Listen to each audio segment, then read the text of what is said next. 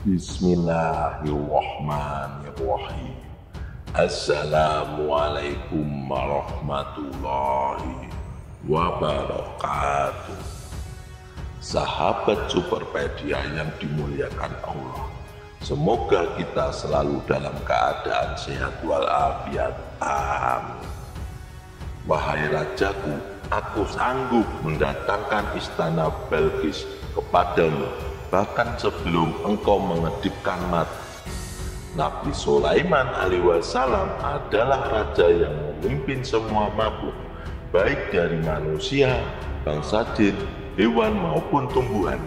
Bahkan angin pun tunduk kepada Nabi Sulaiman alaihissalam. Dalam kisah Nabi Sulaiman alaihissalam terdapat seorang manusia biasa yang bukan berasal dari kalangan Nabi dan Rasul. Namun ia mampu memindahkan istana Ratu Balqis hanya dengan sekejap mata. Siapakah dia? Sahabat Superpedia, untuk menonton video ini sampai selesai agar kita tidak terjadi kesalahpahaman. Dalam video ini kita akan mengisahkan seorang murid dari Nabi Sulaiman alaihissalam yang sangat sakti dan soleh, yaitu Asif ibnu Barhiyah. Asif ibnu Barhiyah merupakan salah satu murid Nabi Sulaiman alaihissalam. Ia adalah seorang ulama dan pengikut setia yang senantiasa membantu Nabi Sulaiman alaihissalam dalam dakwahnya kepada kaumnya. Asif ibnu Barhiyah juga berperan sebagai pencatat wahyu dari Allah Subhanahu wa Ta'ala yang diberikan kepada Nabi Sulaiman.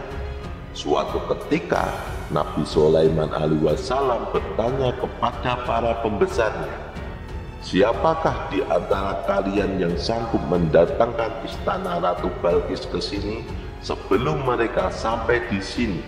Saat itu Ratu Balqis dan pasukannya sedang dalam perjalanan menuju istana Nabi Sulaiman.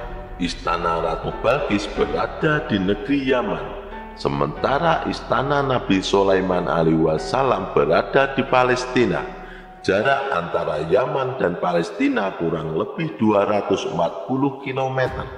Jarak yang sangat jauh ini akan memerlukan waktu yang sangat lama untuk ditempuh dengan berjalan kaki, terutama di zaman itu ketika belum ada kendaraan seperti mobil atau pesawat.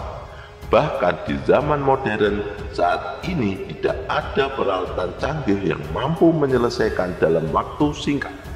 Memindahkan dan menyusun kembali istana ini akan membutuhkan waktu berbulan-bulan karena harus dipindahkan satu persatu batu-batunya. Nabi Sulaiman alaihissalam meminta kepada para pembesarnya untuk mengangkat kerajaan Balqis dan meletakkan di depan kerajaan Sulaiman. Permintaan ini tampak tidak masuk akal.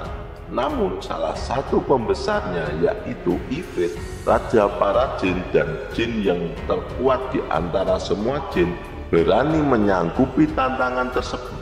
Ketika Ifrit ditanya siapa yang sanggup, ia langsung berkata, "Aku sanggup, wahai rajaku, mendatangkan istana Ratu Balqis sebelum engkau berdiri dari singgasanamu. Sesungguhnya aku memiliki kekuatan dan aku adalah orang yang amanah." Mendengar kesanggupan Ifrit ini, hati Nabi Sulaiman alaihissalam merasa terkesan. Namun ternyata ada seorang lain yang juga menyanggupi tantangan ini. Orang ini berasal dari bangsa manusia. Ia menunjuk dan berkata, "Wahai rajaku, aku sanggup mendatangkan istana Balqis kepadamu, bahkan sebelum engkau mengedipkan mata." Sahabat Superpedia, akhirnya dari sayembara ini Nabi Sulaiman alaihissalam memutuskan untuk meminta Asif ibnu Barhiyah, orang yang menyanggupi tantangan tersebut, untuk memindahkan istana Ratu Balqis. Dan benar saja, sebelum Nabi Sulaiman alaihissalam berkedip, istana Ratu Balqis sudah ada di hadapan matanya. Nabi Sulaiman alaihissalam mengatakan, "Ini semua adalah karunia Rabbku untuk mengujiku, apakah aku bersyukur atau aku kufur." Maka barang siapa yang bersyukur, sesungguhnya dia telah bersyukur untuk dirinya sendiri. Dan barang siapa yang kufur, sesungguhnya Rabbu Maha Kaya lagi Maha Pemurah. Dalam kisah ini, Asif Ibnu Barhiyah berdoa kepada Allah Subhanahu wa Ta'ala agar memindahkan istana Ratu Balqis. Artinya, atas izin Allah Subhanahu wa Ta'ala, istana itu berpindah karena Allah telah mengabulkan doa hambanya yang soleh ini. Dikisahkan juga bahwa Asif Ibnu Barhiyah adalah orang yang menjadi sekretaris Nabi Sulaiman alaihi wasallam. Ketika Nabi Sulaiman alaihi wasallam menerima wahyu dari Allah, Asiflah yang mencatat hingga catatan tersebut menjadi sebuah buku yang diletakkan di bawah singgasana Sulaiman. Nabi Sulaiman alaihi wasallam sempat mengancam sebelum wafatnya, barang siapa yang mengambil buku ini, jika dia dari bangsa manusia akan kubunuh dia. Namun jika dia dari bangsa jin, aku pastikan ia akan terbakar. Jadi, sejak ancaman tersebut, tidak ada satupun dari bangsa manusia dan jin yang berani mengambil buku itu.